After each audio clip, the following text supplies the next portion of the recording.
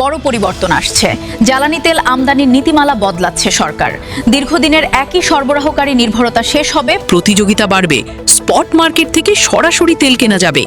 বৈশ্বিক তেলের বাজারে অস্থিরতা, ডলার সংকট, সরবরাহ ঝুঁকি, এসবের মধ্যে জ্বালানি নিরাপত্তা কিভাবে নিশ্চিত করা হবে? বছরে কত কোটি ডলার বাঁচতে পারে? স্বচ্ছতা আসবে কি নাকি নতুন অনিয়মের সুযোগ তৈরি হবে? আজকের ভিডিওতে জানুন পুরো বিশ্লেষণ। আজ বৃহস্পতিবার 14 মে। বৈশ্বিক জ্বালানি বাজারের অস্থিরতা, ডলার সংকট ও সরবরাহ ঝুঁকির প্রেক্ষাপটে পরিশোধিত জ্বালানি তেল আমদানির বিদ্যমান নীতিমালা সংশোধনের উদ্যোগ নিয়েছে সরকার।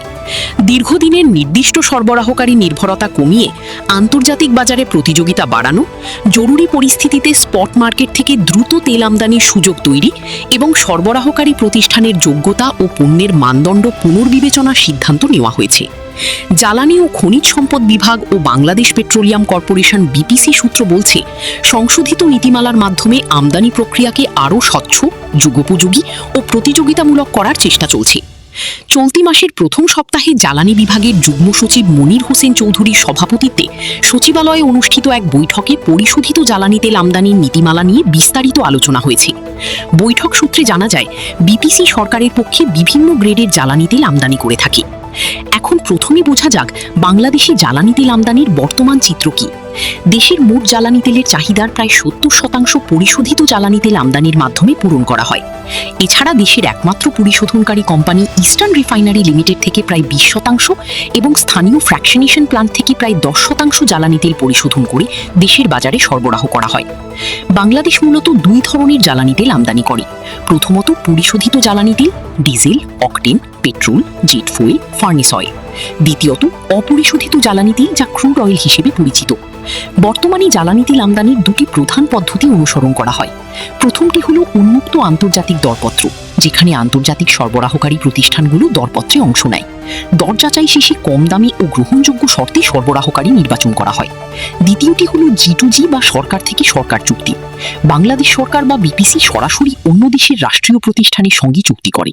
সৌদি আরবের আরামকো, আরব আমিরাত, কুয়েত পেট্রোলিয়াম, ইন্দোনেশিয়া বা মালয়েশিয়ার প্রতিষ্ঠানগুলোর সঙ্গে এই ধরনের চুক্তি রয়েছে সরকারের। মূল্য নির্ধারণ হয় সাধারণত আন্তর্জাতিক বাজার দর অনুযায়ী প্ল্যাটস বা সিঙ্গাপুর ভিত্তিক বাজার সূচক বিবেচনায় নিয়ে। এর সঙ্গে প্রিমিয়াম, জাহাজ ভাড়া, বীমা ও অন্যান্য চার্জ যুক্ত হয়। বৈঠকে কি সিদ্ধান্ত হয়েছে? বৈঠকের পর দুটি গুরুত্বপূর্ণ সিদ্ধান্ত গৃহীত হয়েছে।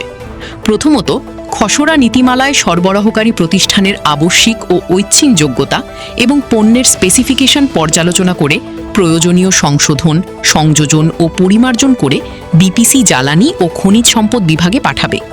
দ্বিতীয়ত, পরে পূর্ণাঙ্গ খসড়া নীতিমালা বাংলাদেশ পাবলিক প্রকিউরমেন্ট অথরিটি বিপিপিএতে ভেটিংয়ের জন্য পাঠানো হবে। বিপিসির একজন দায়িত্বশীল কর্মকর্তা বলেছেন, বিষয়টি নিয়ে বিপিসি কাজ করছে, এখনও চূড়ান্ত কিছু হয়নি। তার মানে প্রক্রিয়া চলছে, কিন্তু এখনও চূড়ান্ত নীতিমালা প্রকাশ হয়নি। বিশেষজ্ঞদের মতামত কি? বিশেষজ্ঞরা বলছেন, বৈশ্বিক জ্বালানি বাজারে অস্থিরতার মধ্যে জ্বালানি আমদানির নীতিমালা যুগোপযোগী করা গেলে দেশের জ্বালানি নিরাপত্তা আরও শক্তিশালী হবে এবং আন্তর্জাতিক মানসম্পন্ন সরবরাহকারী প্রতিষ্ঠান নির্বাচন সহজ হবে। কিন্তু সতর্কতাও প্রয়োজন। স্পট মার্কেট থেকে ক্রয় করার সুযোগ থাকলে দুর্নীতির সুযোগও তৈরি হতে পারে। তাই স্বচ্ছতা এবং জবাবদিহিতা নিশ্চিত করা অত্যন্ত জরুরি। প্রতিযোগিতামূলক বাজার নিশ্চিত করতে হলে দরপত্র প্রক্রিয়া সত্যিকারের উন্মুক্ত হতে হবে। কোনো নির্দিষ্ট সরবরাহকারীকে বিশেষ সুবিধা দেওয়া যাবে না। বাংলাদেশি জ্বালানি তেলের চাহিদা দিন দিন বাড়ছে।